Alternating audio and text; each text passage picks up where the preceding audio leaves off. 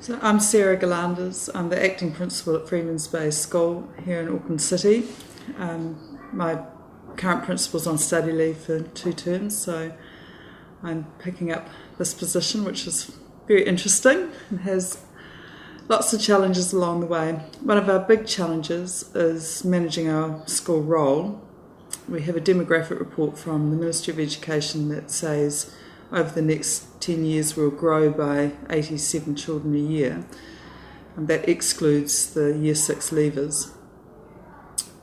At this stage already we are exceeding the October predicted roll from that demographic report that was released in April, and partly due to that is we have a big bulge of new enrolments coming through at the beginning of term 3.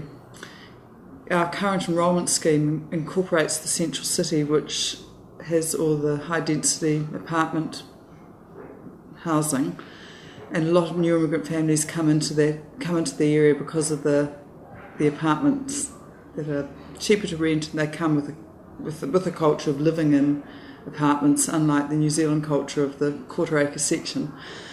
At the beginning of this term we enrolled 28 children in the first week, and 40% of those children we did not know about, and our general pattern of enrolment is that we don't know about 20% of the enrolments that we pick up. So in any one week we may get 10 children just walking in off the street that we did not know about.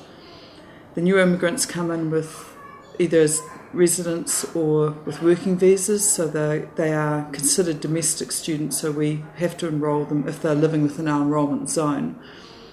A high number of those are ESOL, so that puts a lot of pressure on class teachers as well, not only integrating new enrolments throughout the term into the classroom program, but also trying to speed up the accelerated learning of English.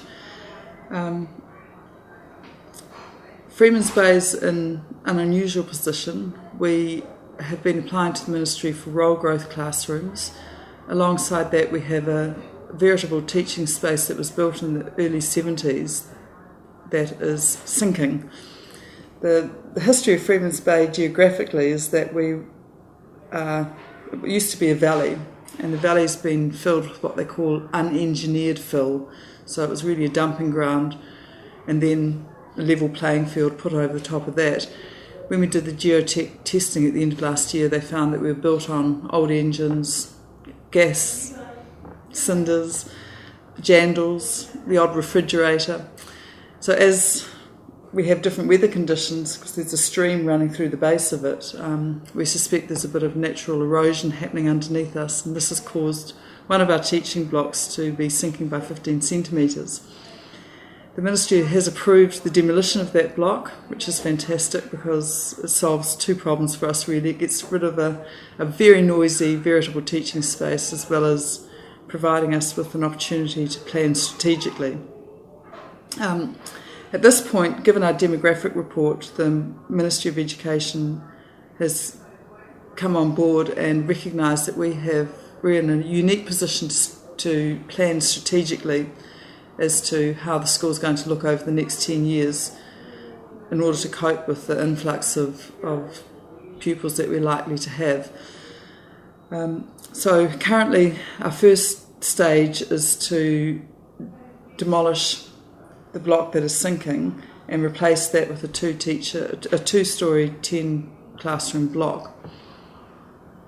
This project is sort of sitting around the $2 million mark. As an acting principal, I'm finding that the property issues take up a huge amount of my working time. We have employed a project manager who does a great job for us, but there's still ongoing little decisions that I have to make on a daily basis. An example, now I've just made a decision about how big the sunshade's going to be over the 2 relocatables. These things tend to come in with a really quick time frame, so the decision has to be made quickly, and often it's quite difficult to get the right people together to consult as to whether or not that's the best decision.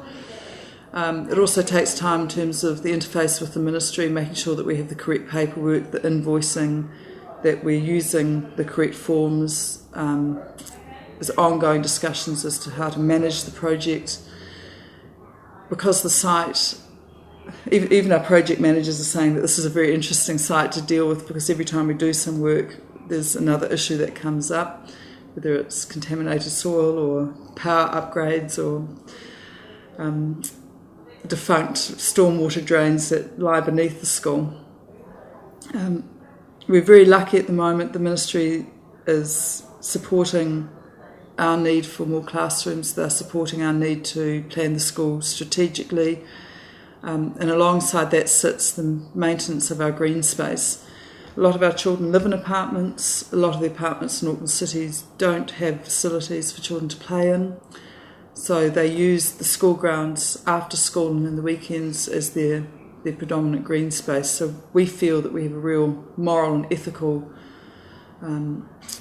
charge to maintain that green space as much as possible, and that's why we've gone with the 2-storey block, so we lessen the footprint of the building. We're also looking at whether the upgrade for the rest of the school, how's that going to look, and what the feasibility is around replacing that block or just doing a renovation. Some of the working conditions our staff work on are really challenging.